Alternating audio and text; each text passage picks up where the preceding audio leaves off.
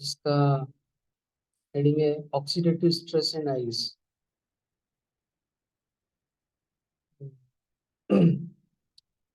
जैसा कि हम सब जानते हैं कि eye is a very small structure, sorry, eye is a complex structure, in size is very small. uh, Scientifically it is very complicated. So देखिए, ऑक्सीडेटिव स्ट्रेस देखिए हर हिस्से में होता है, और यहाँ पर भी ये दो तरीके की डिजीज जो होती है, बहुत कॉमन डिजीज है, जिनका नाम है, फर्स्ट है कैटरेक्ट, जिसको हम आम भाषा में बोलते हैं मोतियाबिंद, और दूसरा है मैक्यूलर डिजनरेशन। ठीक है, इसको भी हम देखें। ये दोनों ऐसी डिजीज हैं जिन्हें हम लोग, मेरे कहने का मतलब ये है कि हम लोग प्रिवेंट कर सकते हैं या पोस्टपोन कर सकते हैं। हम सबसे पहले बात करते हैं कैटरेक्ट की। कैटरेक्ट जिसको हम बोलते हैं मोतियाबिंद, और मैं बता दूं कैटरेक्ट एक लेंस की बीमारी है। और लेंस के अंदर समय के साथ साथ जब उसका वो जो ओपेक लेंस एक क्रिस्टल स्ट्रक्चर होती है जो एट बर्थ, ठीक है, बहुत कम केसेस में बाय बर्थ लेंस ओपेक होता है, जिसको हम बोलते हैं कॉन्जेनाइटल कैटरेक्ट। ठीक है, कंजेनाइटल कैटरेक्ट भी एक कंडीशन है जिसके अंदर बाय बर्थ उस लेंस का ओपेसिफिकेशन होता है, तो वो लोग नहीं देख पाते हैं, तो उसको इमीडिएटली ऑपरेट करने की आवश्यकता है। अदरवाइज 99% केसेस के अंदर लेंस एक ट्रांसपेरेंट स्ट्रक्चर होती है जो लाइट को बाहर से अंदर की तरफ भेजती है। ठीक है, उस लेंस में किसी भी कारण से यदि धीरे धीरे उम्र के साथ यदि ओपेसिफिकेशन होने लगता है, तो वो उस लाइट रेज को स्टॉप करने की कोशिश करता है, उसे हम कैटरेक्ट बोलते हैं। ठीक है? और ये कैटरेक्ट कब डेवलप होता है? Around 50 to 60 year of age. ठीक है, और कहते हैं कि दुनिया के अंदर सबसे ज्यादा यदि आई सर्जरी करने का कोई कारण है तो वो है कैटरेक्ट। और यदि इस कैटरेक्ट को यदि हम 10 साल भी पोस्टपोन कर लें, मतलब यूजुअली जो कैटरेक्ट होता है वो 50 to 60 ईयर की एज में डेवलप होने लगता है, और यदि हम इसे 10 साल पोस्टपोन कर दें तो around half of the surgeries जो है कैटरेक्ट सर्जरीज वो एलिमिनेट हो जाए। कैसे? 50 to 60 ईयर एज पे डेवलप होता है। अब मैं कहता हूँ कि यदि एज को आप 60 to 70 कर देते हैं, तो एवरेज एक्सपेक्टेड लाइफ जो पर्सन की है वो 60 ईयर्स के आसपास है, 60 to 70। तो जो कैटरेक्ट सर्जरी का बर्डन है उसे एलिमिनेट किया जा सकता है। ठीक है, अब हम बात करते हैं थोड़ा सा आई स्ट्रक्चर की, ताकि थोड़ा सा जो भी टॉपिक हम डिस्कस करेंगे आगे बीच बीच में वो आपको क्लियर होता रहेगा। अदरवाइज आपको ये नहीं पता चलेगा कि स्ट्रक्चर क्या है आई का, रेटिना क्या है, और मैक्युलर डिजनरेशन क्या है। थोड़ा लेंथी हो सकता है topic, you can stop me if my time is exceeding.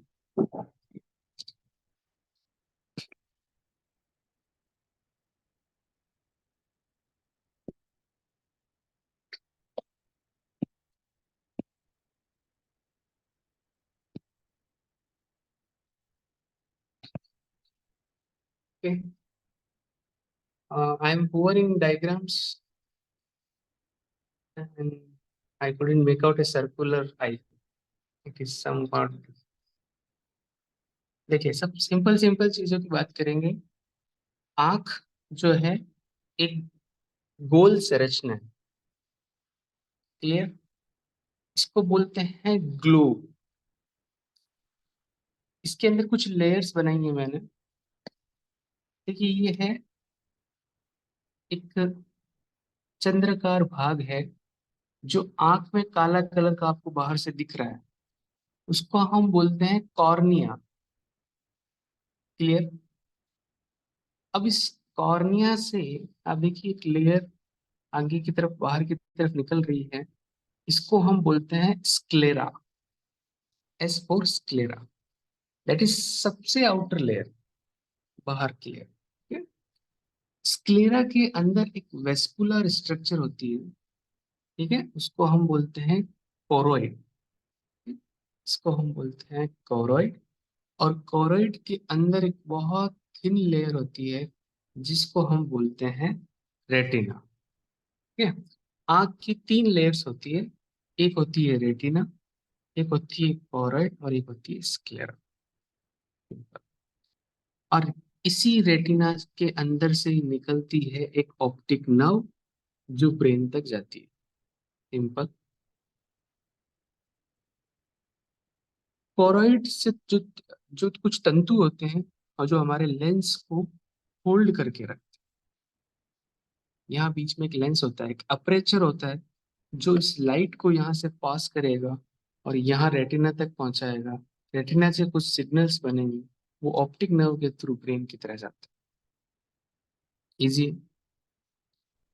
इस लेंस और इस कॉर्निया के बीच एक बहुत स्मॉल अमाउंट ऑफ फ्लूइड होता है जिसको हम बोलते हैं एक्वस ह्यूमर। और इस लेंस और इस रेटाइना के बीच में एक लिक्विड होता है, उसको हम बोलते हैं विट्रस ह्यूमर। आसान है। एक सनलाइट या एक ऑब्जेक्ट की लाइट यहाँ से होकर लेंस तक, और लेंस से होकर विट्रस तक गुजरती है और रेटिना तक पहुंचती है। इस पैसेज के दौरान यदि कहीं पर भी ऑप्टिसिफिकेशन होता है तो हमें नहीं दिखाई देगा। अब तक मैं आपसे बात कर रहा था इस लेंस की, समय के साथ साथ ये लेंस ओपेसिफाई होने लगता है, और जब ये ओपेसिफाई होने लग जाता है तो उसको हम बोलते हैं कैटरेक्ट। यदि ये जन्म से है तो इसे हम बोल देंगे कंजेनिटल कैटरेक्ट, और यदि ये बाद में हो रहा है तो इसको हम बोल देते हैं एक्वायर्ड कैटरेक्ट। जब कैटरेक्ट हो गया तो उसके बाद में क्या करेंगे? हम लोग एक छोटा सा निक लगाते हैं यहाँ पे कॉर्निया के ऊपर। यहाँ से निक लगा के इस पार्ट को ऊपर करके इस लेंस के ऊपर भी एक कैप्सूल होता है, और इस कैप्सूल को हम यहाँ से धीरे धीरे हटाते हैं और इस लेंस को हम बाहर निकालते हैं, एक आर्टिफिशियल क्रिस्टल लेंस को वापस पुट करके इसको दबा देते हैं। That is cataract surgery. अब नाउ ये बिल्कुल क्रिस्टल क्लियर है, इसलिए अपनी रेज को वापस ले जाते हैं। Most common preventable cause of blindness. Simple. इसलिए इतनी बात नहीं कर रहा हूँ कैटरेक्ट के बारे में, बहुत आसान है। ठीक है? अच्छा, ये जो स्ट्रक्चर जो मैंने इतना इजी वे में आपको बताया है वो इतना आसान नहीं है। मैंने अपने एमबीबीएस के दौरान एक आई सर्जरी की। एक पर्सन की आंख के अंदर लग गया था, तो वो ब्लाइंड हो गया था। तो ब्लाइंड हो गया था तो उस आंख को निकालना ही था। तो जैसे ही मैंने आंख में निक डाला, एक फ्लूइड निकला जो सिर्फ 2 से 3 ml था। वो एक्वस ह्यूमर था, वो मेरी मैम ने बताया मुझे। उसके साथ ही लेंस बाहर आ गया था क्योंकि आंख पूरी सी खराब हो गई थी। और उसके बाद में जेली जैसा स्ट्रक्चर निकला था, वो था विट्रस ह्यूमर। और मैम ने बोला कि इसके अंदर एक स्कूप घुमा दो। स्कूप घुमाते ही ब्लड आने लग गया था। एक नॉनवेज जैसा स्ट्रक्चर, मतलब ब्राउनिश स्ट्रक्चर, वो कॉरोइड था।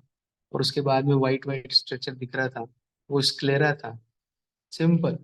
इतना सा ही। जितना बड़ा हमने बताया उतना बड़ा नहीं है। Eye is a very small organ and it is very complicated. तो कैटरेक्ट के बारे में मैं इतना आपसे ज्यादा डिस्कस नहीं करूंगा। कैटरेक्ट हमारी यूवी रेज, एक्चुअली क्या होता है कि क्यों इसके अंदर इतना कहने का मतलब क्या होता है ऐसा कि एज के साथ साथ यहाँ पर इतने फ्री रेडिकल्स क्यों बनते हैं? देखिए, जो सनलाइट होती है या जो भी लाइट होती है, उस यूवी यूवी लाइट का जो ब्लू पोर्शन होता है उसको ये जो फ्लूइड होता है ये एब्जॉर्ब करता रहता है। ठीक है?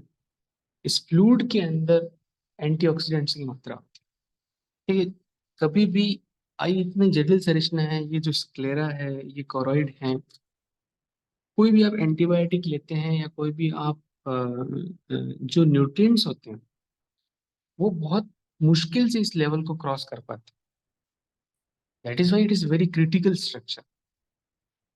यदि कॉर्निया के अंदर किसी तरीके का डैमेज होता है तो वो परमानेंट आपको स्कार स्कार देता है, क्योंकि उसकी सप्लाई ही इतनी कम है, इसके न्यूट्रिशन को बनाना ही बहुत डिफिकल्ट होता है।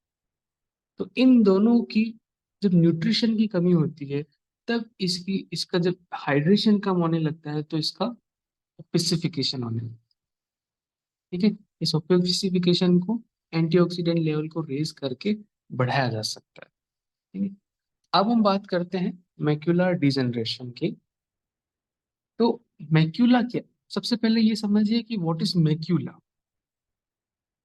ठीक है, अब सिंपल शब्दों में यदि मैं बताऊं कि मैक्यूला क्या है, मैक्यूला वो स्ट्रक्चर है। देखिए रेटिना जो है, एक रेटिना की जो लेयर्स यदि देखें अपन, तो एक रेटिना के अंदर 10 लेयर्स होती है। ठीक है, उस 10 लेयर्स, स्मॉल 10 लेयर्स के बाद कोरोइड होता है, और कोरोइड के बाद स्क्लेरा होता है। इतना तक क्लियर है। अब मैं बताऊं कि इस रेटिना को मैं थोड़ा सा यहाँ लेके आता हूँ। ठीक है, मैंने यहाँ पे कंप्लीट 10 लेयर्स नहीं बनाया है कॉम्प्लिकेशन नहीं करने के लिए।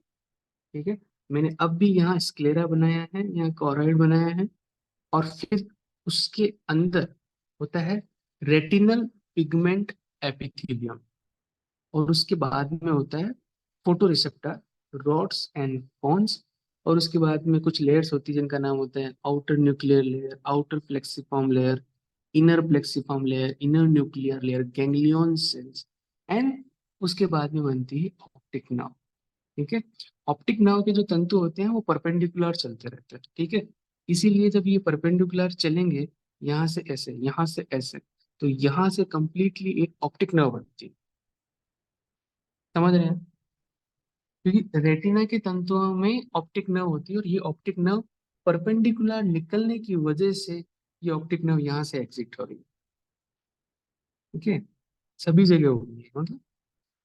अब देखिए, मैं बताऊं, अ, मान लीजिए ये आपकी रेटिना है। ठीक है, और यहाँ से लाइट आ रही है। ठीक है, लाइट आई, यहाँ से लेंस से गुजरी, और लेंस से यहाँ से ये क्रॉस कर रही है, और मान लीजिए ये आपका रेटिना का सेंटर है। और रेटिना में एक जगह ऐसी होती है जहां पर सबसे ज्यादा मात्रा में फोटो रिसेप्टर पाए जाते हैं, उसको हम बोलते हैं मैक्यूला।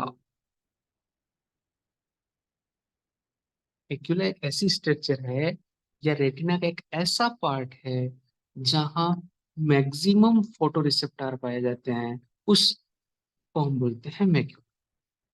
अब समझिए, यदि इस मैक्यूला का डिजेनरेशन होने लग जाए किसी भी कारण से, तो उसको हम बोलते हैं macular degeneration. Macular degeneration is the most common cause of blindness in developed countries.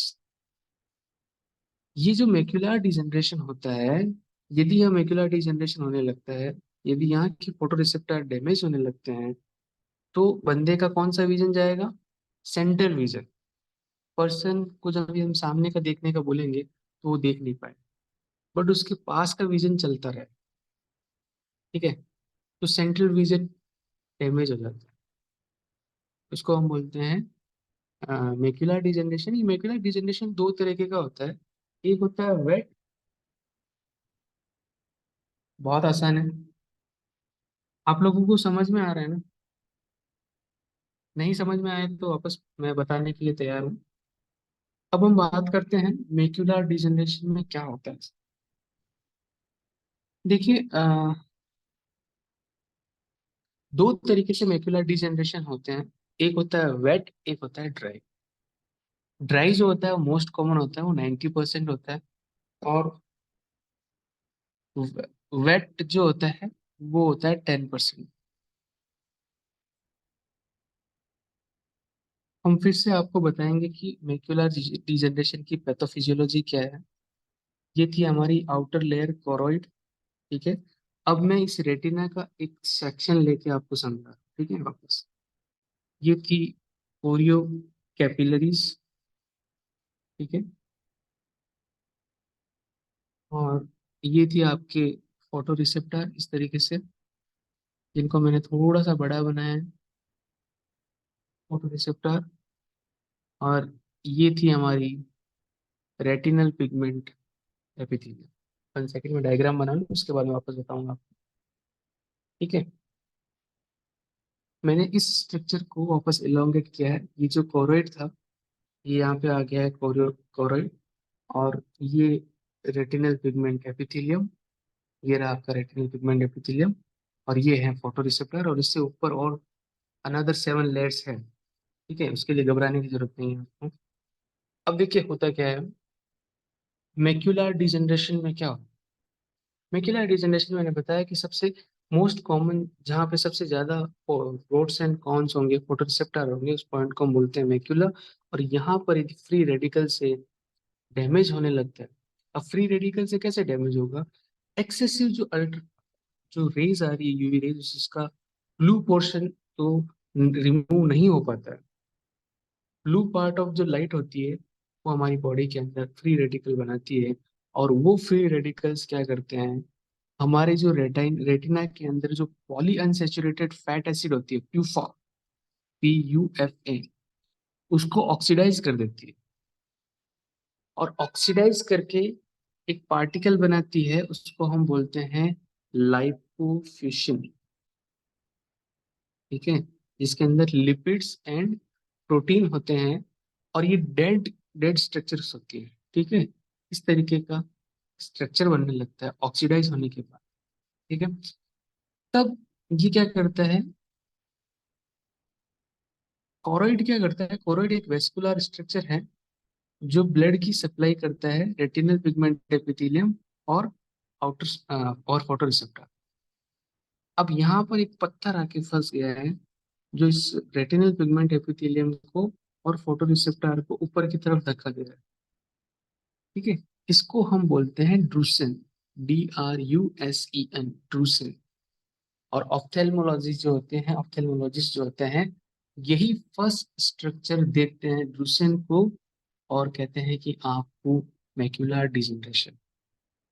Macular degeneration का कोई भी ट्रीटमेंट नहीं, ना तो इसे ऑप्थेल्मोलॉजिस्ट प्रिवेंट कर सकते हैं, और ना ही हम इस विजन को वापस प्राप्त कर सकते हैं। मोस्टली ये ड्राई होता है। ड्राई का क्या मतलब है, वेट का क्या मतलब, ये भी समझ लेते हैं। वेट डिजनरेशन के अंदर क्या होता है कि इसके अंदर, देखिए इस तरीके से आप समझे इसको थोड़ा सा उल्टा करके होता, एक पत्थर जब होगा, ये इस पार्ट की रेटिना को हटा देते, डिटैच कर देते हैं इससे। तो अपन कहते हैं ना कि हमारे आंख में सडनली सडनली मेरे आंख के सामने कुछ हिल रहा है, एक कालापन जैसा, मैं जैसे आंख को हिला रहा हूँ, वो हिल क्या रहा है, वो कहते हैं ना कि कुछ लोग कहते हैं मेरी आंख का पर्दा गिर गया, रेटिना का डिटैचमेंट हो जाता है। जो विट्रस पार्ट में आपको यहाँ समझा रहा था, यहाँ जो रेटिना था आपका, और यहाँ विट्रस था। ठीक है। ये विट्रस क्या करता है, इस रेटिना को खींच लेता है, परत के रूप, प्याज की परत के रूप में जब नीचे आ जाती है, तो वो हमारे विजन के साथ साथ हिलती रहती है। अब वेट फॉर्म में क्या होता है, वेट फॉर्म में क्या होता है, देखिए जैसे ही यहाँ पर एक ट्रूसेन बना या एक पत्थर की तरह पार्टिकल बना, तो वो क्या करेगा, यहाँ हाइपोक्सिया क्रिएट करने लगता है। इस वेसल से जो ऑक्सीजनेटेड सप्लाई थी, वो नहीं ले पाता। जब नहीं ले पाता है तो बॉडी क्या करती है, बॉडी कहती है कि चलो यहाँ से सप्लाई नहीं आ रही है, तो एक नई वेसल का निर्माण करती है। हाइपोक्सिया में क्या होता है, नाइट्रस ऑक्साइड रिलीज होता है, और नाइट्रस ऑक्साइड क्या करता है, न्यू वेसल्स को निर्माण करने लगता है। जब न्यू वेसल्स का निर्माण होने लगता है, तो यहाँ से प्रोटीन का लीकेज भी होने लगता है। तो हम इसका ट्रीटमेंट में क्या करते हैं, फोटो कोगुलेशन करते हैं। ऑफ्थेल्मोलॉजिस्ट जाता है, एक एक प्रॉब लेके इन वेसल्स को कोगुलेट कर देता है, नई वेसल्स को डेवलप नहीं होने देता। ब्रूसेन के लिए कुछ नहीं कर सकते आप। ब्रूसेन यदि एक बार डेवलप हो गया तो वो हो गया, उसमें हम कुछ भी नहीं कर सकते। बट ब्रूसेन की वजह से वेट वेट के अंदर क्या होता है, न्यू वेसल्स डेवलप होने लगती है, और न्यू वेसल्स को कोगुलेट कर देता है, अदरवाइज उसमें क्या होने लगता है, इडीमा होता है। तो इस तरीके से हम बात कर रहे थे मैकुलर डिजेनरेशन की, ये था पैथोफिजियोलॉजी, और धीरे धीरे ये डेवलप होता है। अब हम इसको कैसे प्रिवेंट कर सकते हैं, हमारी आई हेल्थ को कैसे प्रिवेंट कर सकते हैं? तो आपने सभी ने सुना होगा, बचपन में हमें बोलते हैं कि कैरेट खाने से हमारी आंखें जो है वो काफी अच्छी रहती है। तो कैसे, क्यों बोलते थे ऐसा? कि कैरेट के अंदर क्या होता है, बीटा कैरोटीन पाया, और बीटा कैरोटीन जो होता है वो हमारी आई विजन के लिए, आई साइट और नाइट विजन के लिए अच्छी चीज है। और बीटा कैरोटीन कहाँ मिल सकता है? वो है ग्रीन लीफी वेजिटेबल्स के अंदर, कॉर्न्स के अंदर। तो उसमें क्या पाया जाता है, ल्यूटिन एंड जियाजेंथिन पाया जाता है। हमारे जो सप्लीमेंट है उसके अंदर भी ल्यूटिन और जियाजेंथिन, ल्यूटिन एंड जियाजेंथिन बहुत पावरफुल चीज। ध्यान से ये लो, ये जो होते हैं blue portion of visible light जो होता है उसको एब्जॉर्ब करना, और उसको एब्जॉर्ब करने से हमारे फ्री रेडिकल का जो निर्माण है वो कम होगा। और वो यदि कम होगा तो ऑक्सीडेटिव स्ट्रेस नहीं होगा। ठीक है, ये इंटरनल सन ग्लासेस की तरह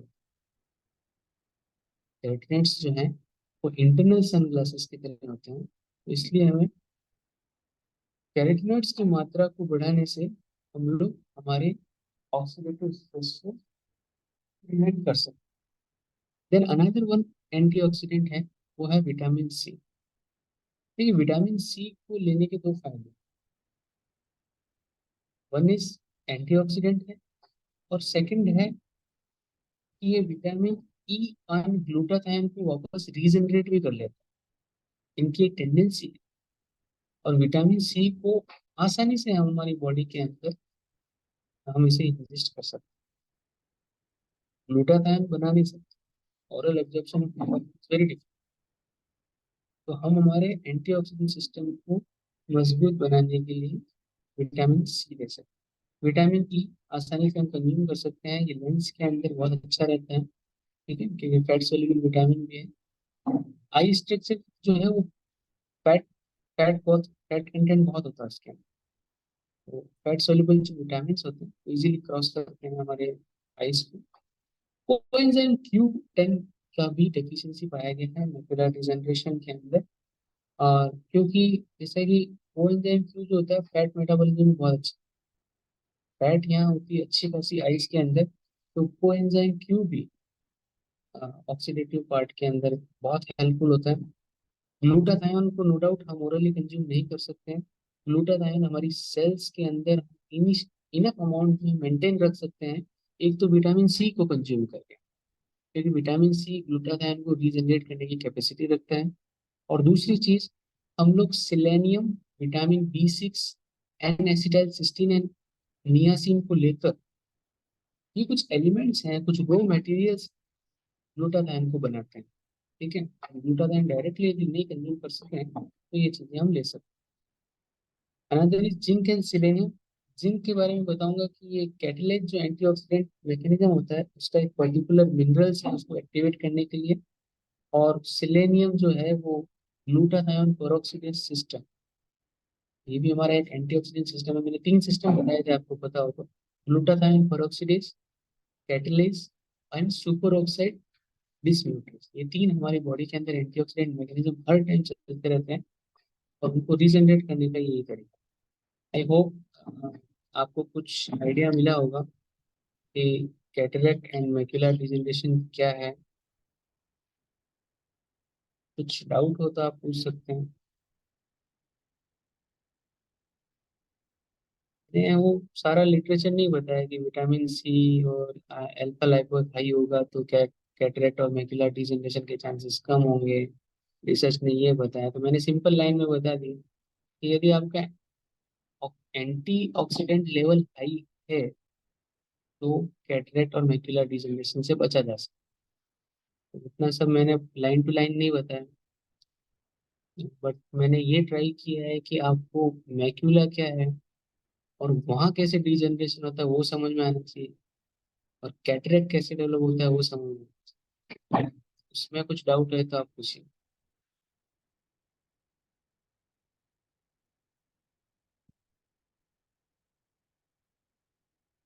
बताइए सर।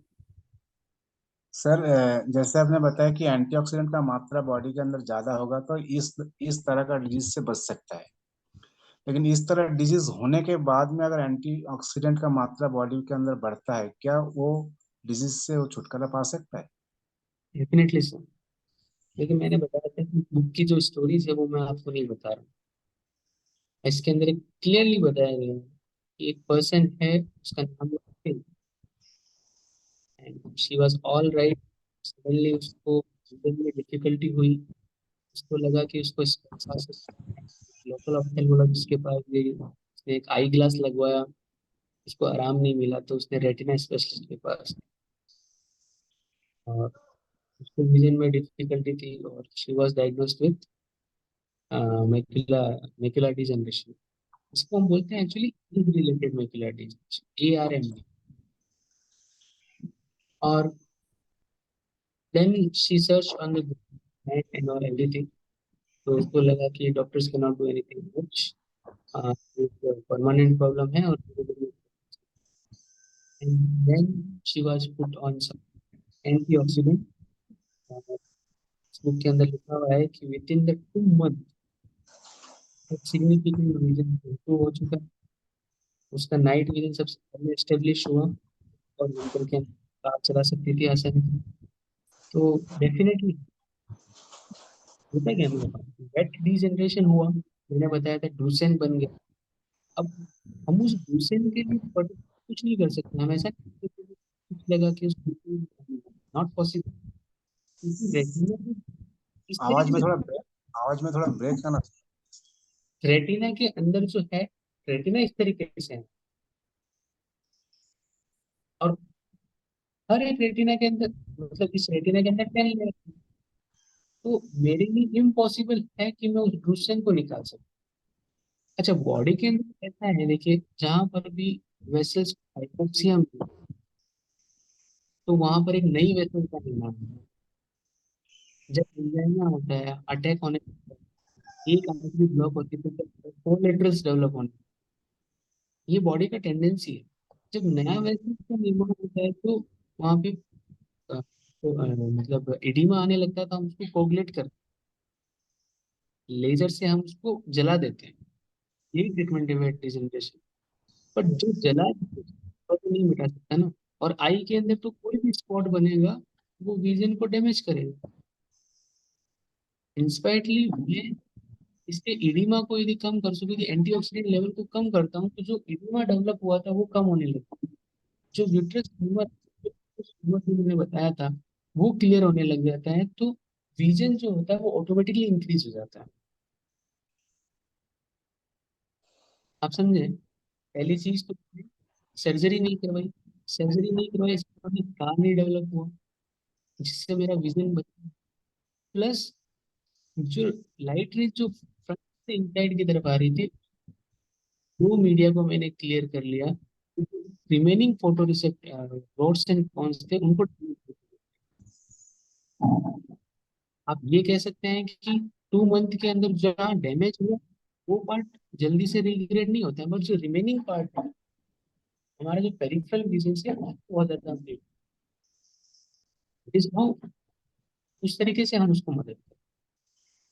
इसके अंदर दो कहानियां हैं ऐसे, मतलब कई एग्जांपल्स उन्होंने शेयर किए, वो मैं नहीं बता रहा, वो थोड़ा कम टॉपिक का वो एसेंस थोड़ा कम हो रहा है, इसलिए मैं नहीं बता। Okay, thank you sir. Thank you.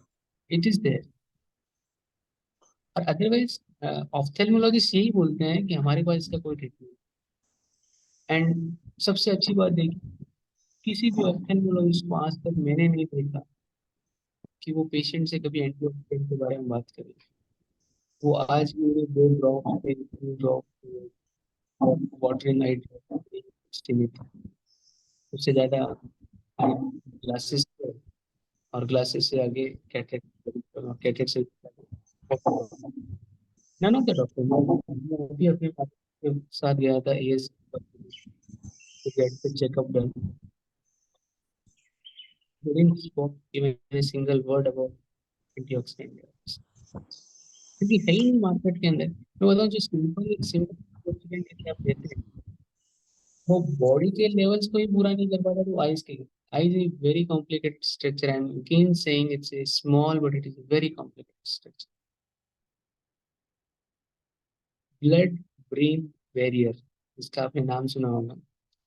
बहुत सेलेक्टिव आइटम्स को आपके उस आई के न्यूट्रिशन लेवल तक पहुंचने देता है। आप ही सोचिए, यदि हर चीज को यदि परमिट करने लग जाए, you can get easily damage at 30 to 40 year of the age. यदि ये लेंस का एपरेचर लाइट के अंदर बंद नहीं होता तो हमें कैटरेक्ट कभी का डेवलप हो जाता। God has given such a great structure, very complex mechanism. एक रेटिना का इतना बड़ा बुक होता है सर, इसे मैं सिर्फ 5 मिनट में नहीं बता सकता। Very very super structure. और सबसे ज्यादा कंजेनिटल अनोमली इसी स्ट्रक्चर में मिलती है। इसलिए एक पीडियाट्रिशियन को जब बच्चा पैदा होता है तो उसकी आंखों को इसे खोल के देखना होता है। सबसे डायग्नोसिस जो सबसे इजीली आप प्रिवेंट कर सकते हो, मिस हो सकता है। डॉक्टर शुड सी उसको एक शाइनिंग स्ट्रक्चर दिखनी चाहिए। यदि वहाँ पे एक ओपेक मोती की तरह स्ट्रक्चर दिख रही है, इमीडिएटली हैव ए ऑप्थेल्मोलॉजिकल रेफरेंस, क्योंकि वो कैटरेक्ट हो सकता है। माँ इसे नोटिस करने में बहुत देर लगा सकती है, और यूजुअली क्या होता है, माँ ही लेके आती है कि मेरे बच्चे को नहीं दिख रहा। डॉक्टर्स इससे मिस डायग्नोस कर रहे हैं, miss it very easy.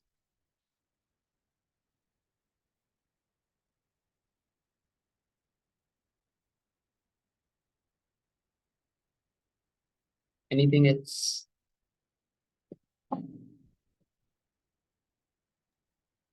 Thank you doctor.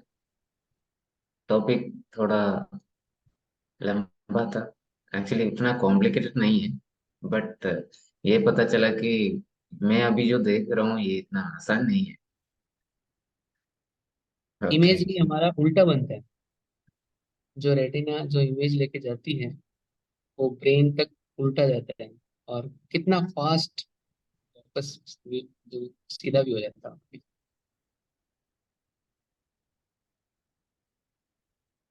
सब कुछ फ्रैक्शन में हो जाता है, बहुत जल्दी जल्दी हो जाता है।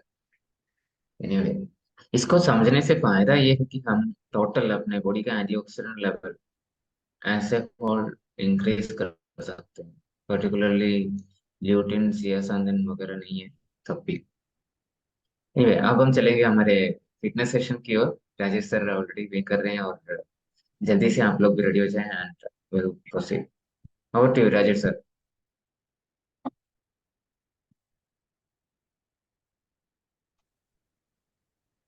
Good morning, everyone. Get ready.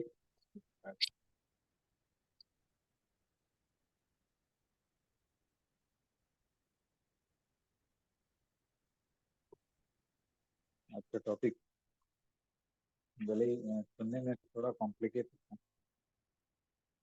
लेकिन बहुत जरूरी जानकारी है।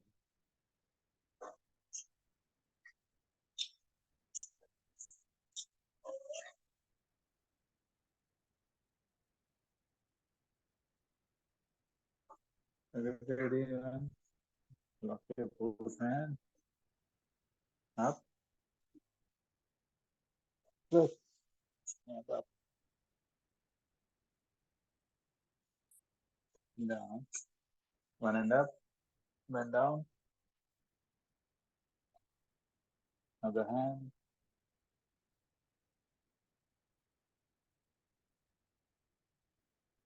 turn side, up,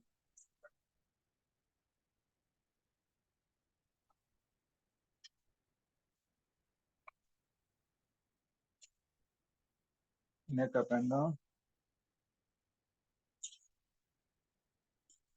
neck sideways,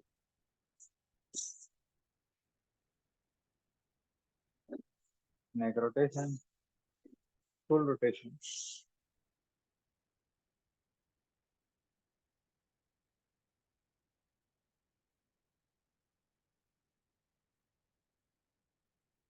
Same side.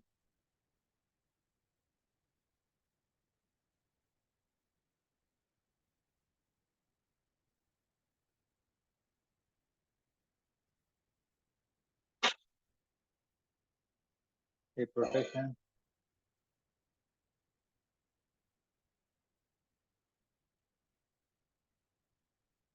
Other side.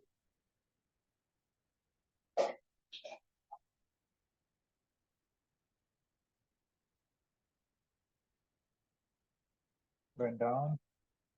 Try to touch the ground. Keep your knees straight.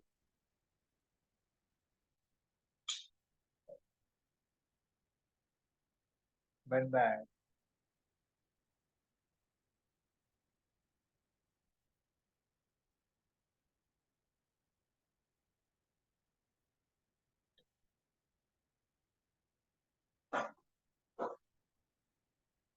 One-legged rotation.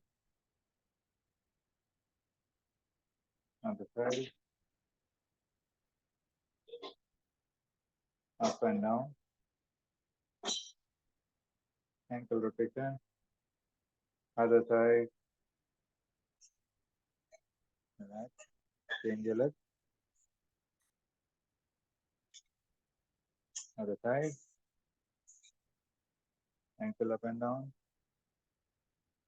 Ankle rotation. Other side. Relax. Pull your leg and try to touch hip. Other leg. Now front. Up. And try to touch your chest. Hold like this.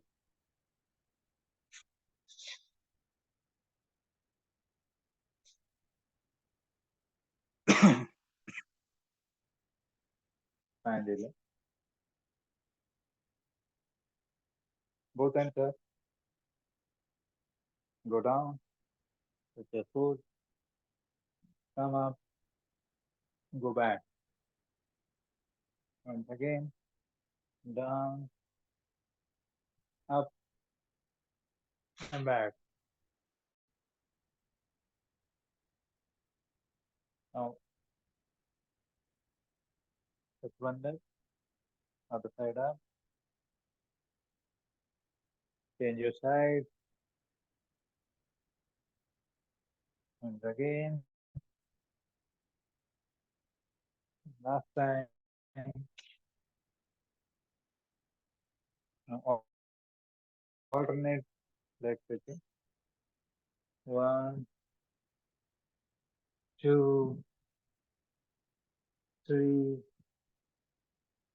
4, 5, and 6. Hold. Bending. Bend. Other side. एक पैर को सीधा कर लें इस तरफ, दूसरा पैर ऐसे ही रहेगा। इस तरफ देखते हुए अपने नीचे जाना है। हाँ, अदर साइड।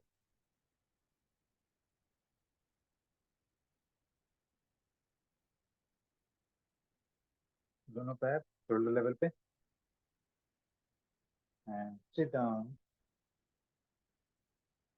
बैठ जाएं, दोनों हाथ बीच में। स्टैंड। Look straight.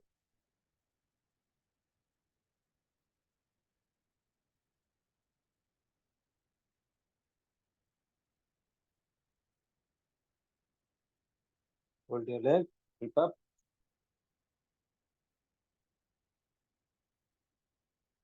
पैर को स्ट्रेट करने की कोशिश करें, फिर से बैठ जाएं।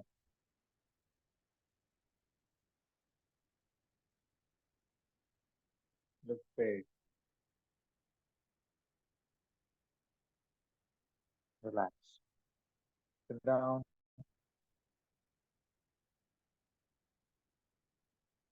One and up. Without lifting your knee. Bend one side. Other side. And again. Change. Relax. तो आज हम कुछ एपिसोड के कोर स्ट्रेंथनिंग के लिए तो खड़े हो जाएं अपनी अपनी जगह पे. तो स्टार्ट विद साइड क्रंच. हाथ पीछे.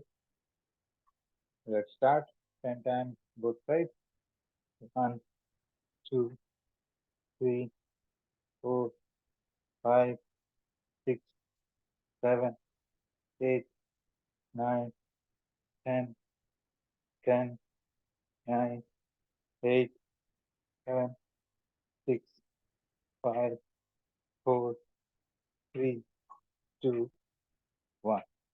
Relax. Go down. नीचे आ जाए.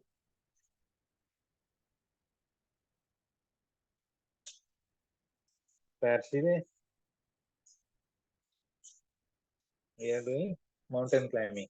1, 2, 3, 4, 5, 6, 7, 8, 9, 10. Down. Relax. Lie down. लेट जाइए. घुटने मोड़ लीजिए. Bend your knee. Both hands up.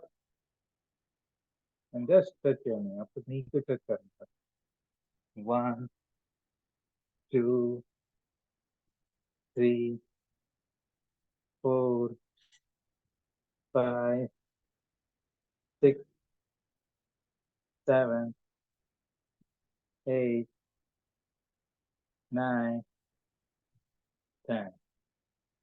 Relax. Sit down. जो बिगनर है वो पैर नीचे टिकाएं और ऐसे पीछे हो जाए.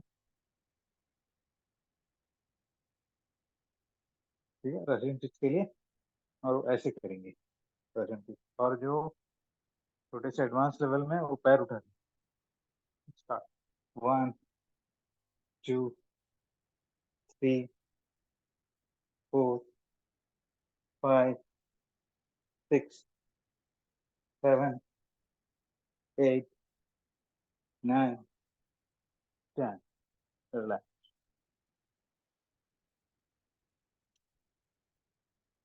Get up. खड़े हो जाएं.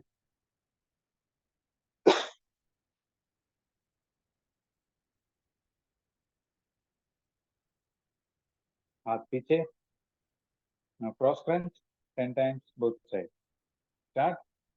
1, 2, 3, 4, 5, 6, 7, 8, 9, 10, 10, 9, 8, 7, 6, 5, 4, 3, 2, 1. Relax. Relax. 15-second break. 15 seconds.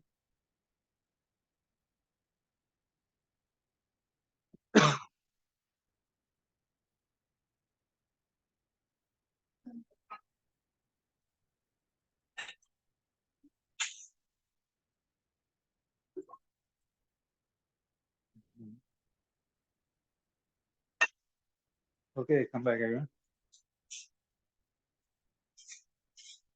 Come back. Side turn शुरू करेंगे. Both hands back. 3, 2, 1. Start. 1, 2, 3, 4, 5, 6, 7, 8, 9, 10, 10, 9, 8, 7, 6, 5, 4, 3, 2, and 1. Relax. Down. For 1 turn climb. Ready? Straighten your legs. Start. 1, 2, 3, 4, 5, 6, 7, 8, 9, and 10. Lie down.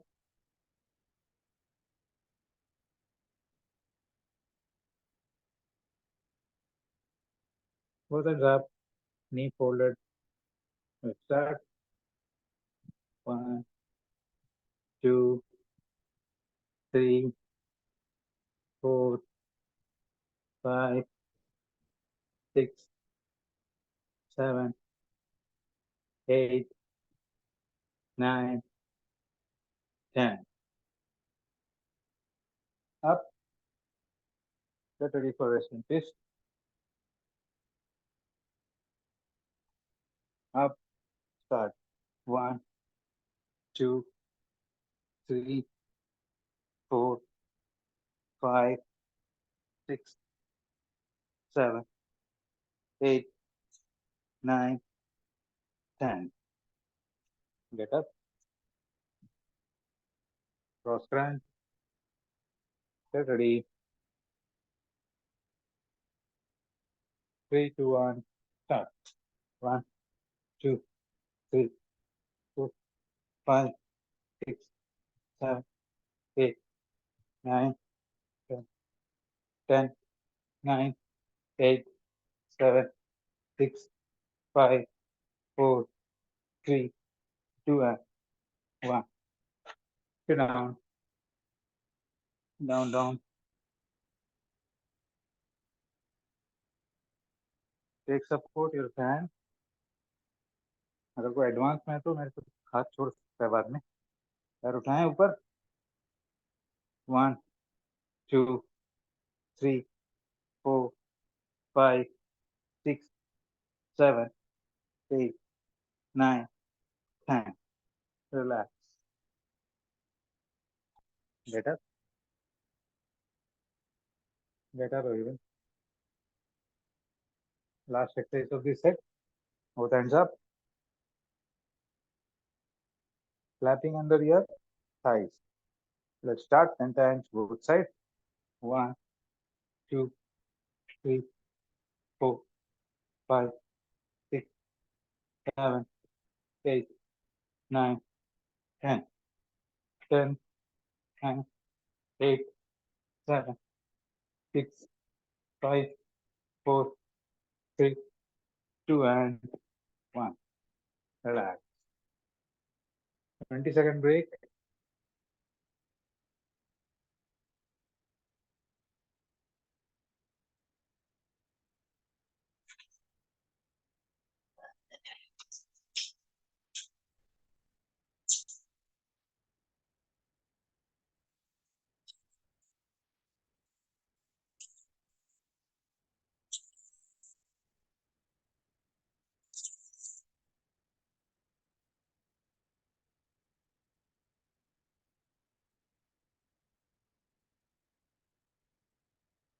Okay, come back.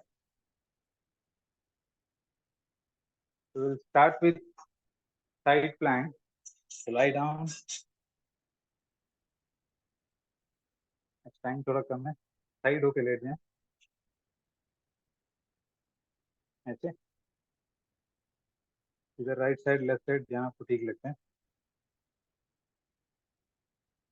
दूसरा हाथ ऊपर और आपको ऊपर उठना है. केवल आपको फुट के सपोर्ट में रहना है. ठीक है. We'll do it for 20 seconds.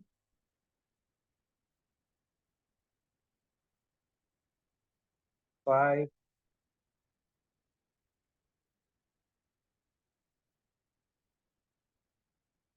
10,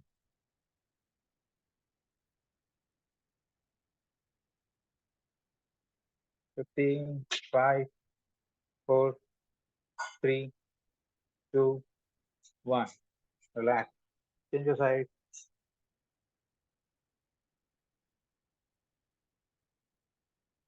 Up and up.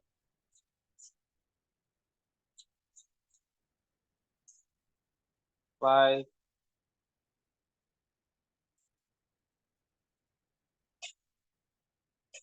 10,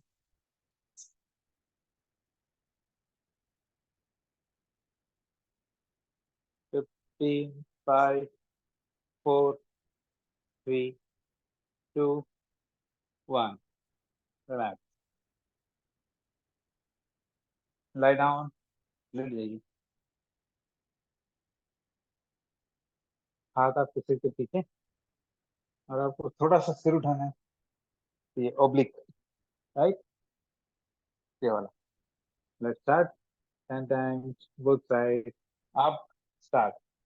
1, 2, 3, 4, 5, 6, 7, 8, 9, 10, 10, 9, 8, 7, 6, 5, 4, 3, 2, and 1.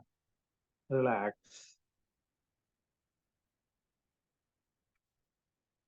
वापस आ जाइए प्लैंक पोजीशन के लिए.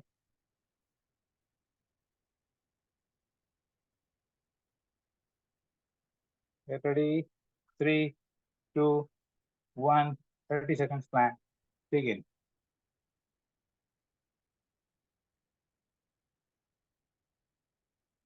Five,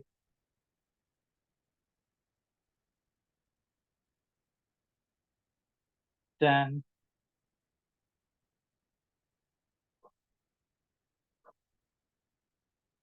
15,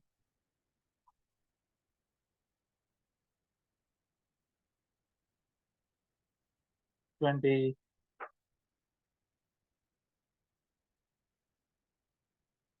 5, 4, 3, 2, 1.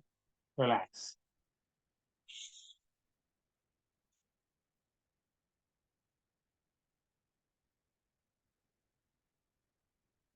इसने हैंड रेस किया.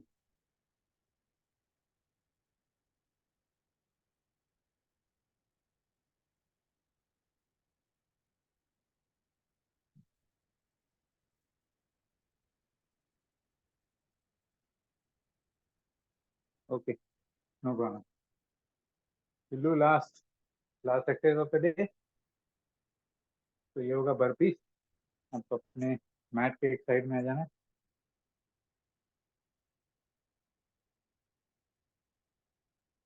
And simply go down.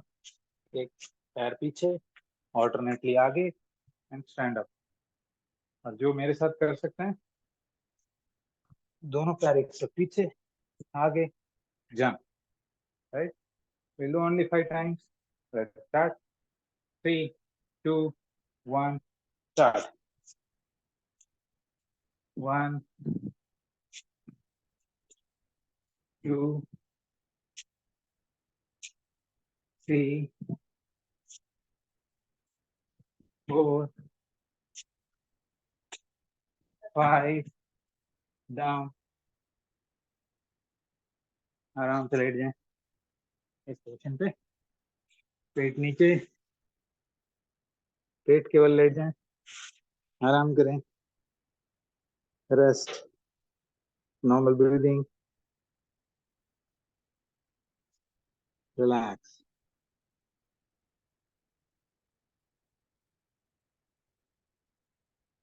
Start beating your legs.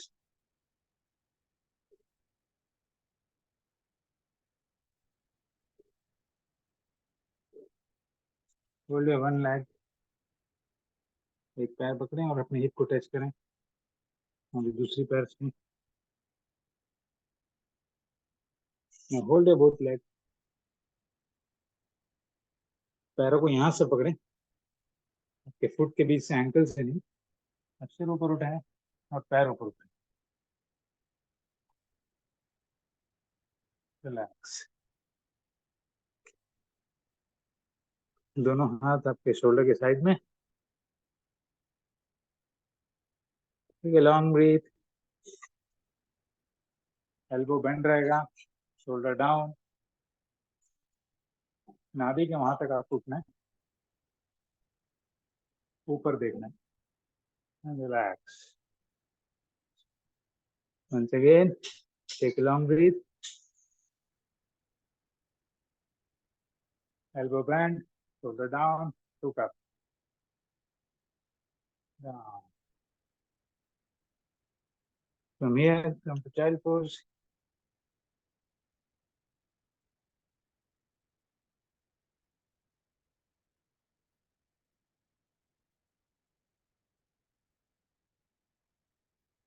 And धीरे से ऊपर उठ के vajrasana.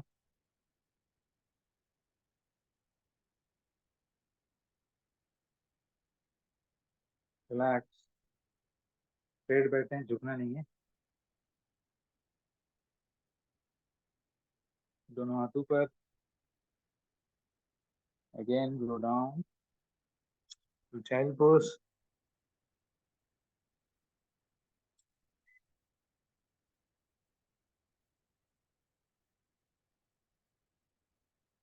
And from here, hip up.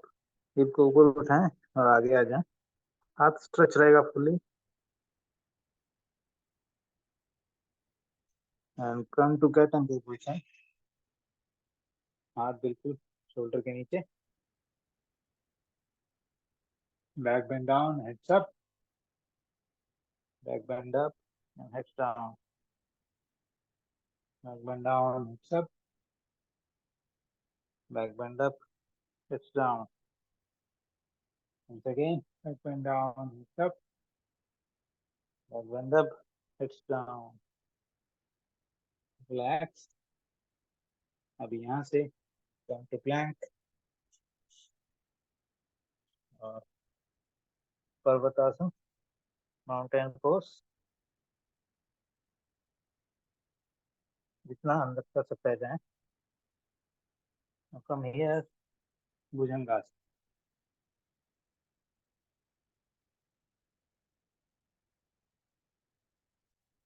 Okay, relax. Lie down.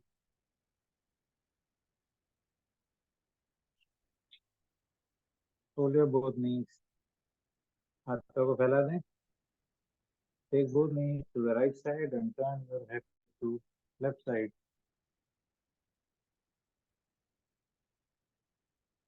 Now opposite. Both knees to left side. Turn your head to right side. Again change.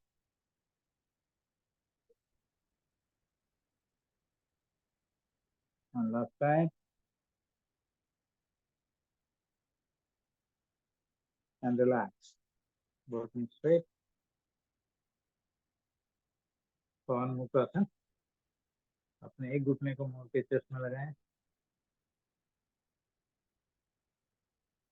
Change. Now both knees. Hold your both knees. अब कोशिश करें उठने का, ऊपर उठने का. Relax. Straight. Both knees straight. Right knee up. Take it to left side and turn your head to right side.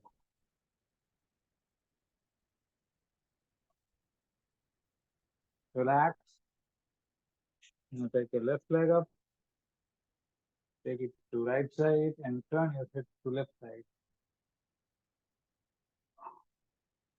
Relax. दोनों हाथ एकदम बगल आपके बॉडी के पास ला दें. पूरे शरीर को ढीला छोड़ दें.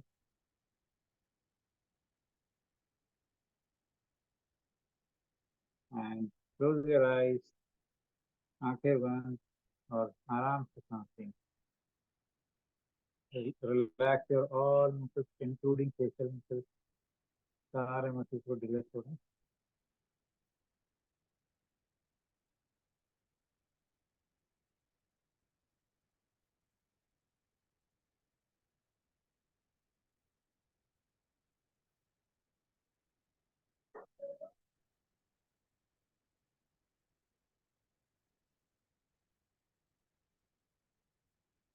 Now turn to your right side.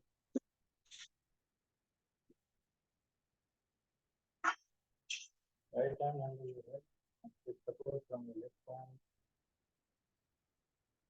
Keep your eyes closed.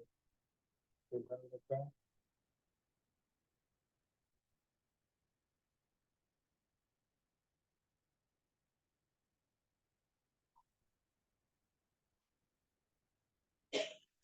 Sit down.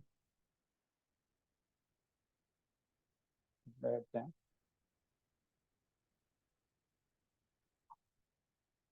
दोनों हाथों के अपने थाई के ऊपर रखें, ऊपर की तरफ खुला हुआ.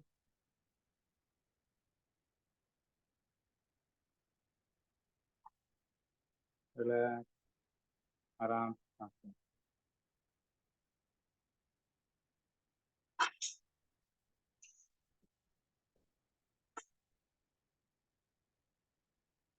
Thank you God for this awesome opportunity to take care of our body and mind. Thank you God. I'm fit, happy. Thank you God to be connected to me and not connected. All are healthy and prosperous.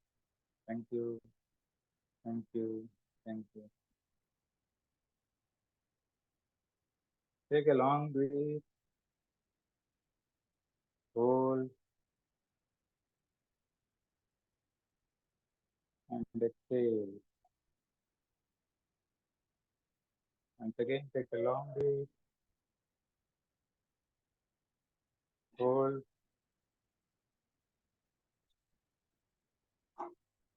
and exhale. One last time, take a long breath, hold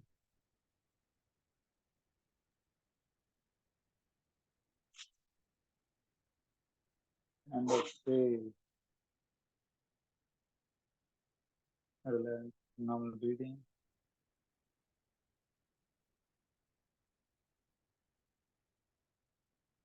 Now rub your hands right. एक बार हाथों को रख सकते अपने face पे रखें.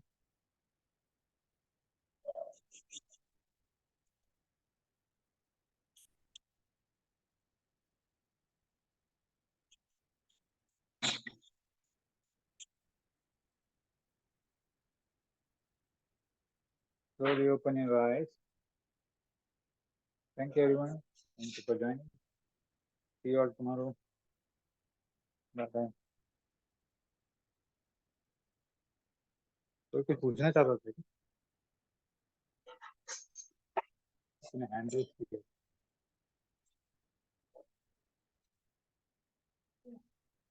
I don't know who. Okay, bye bye everyone.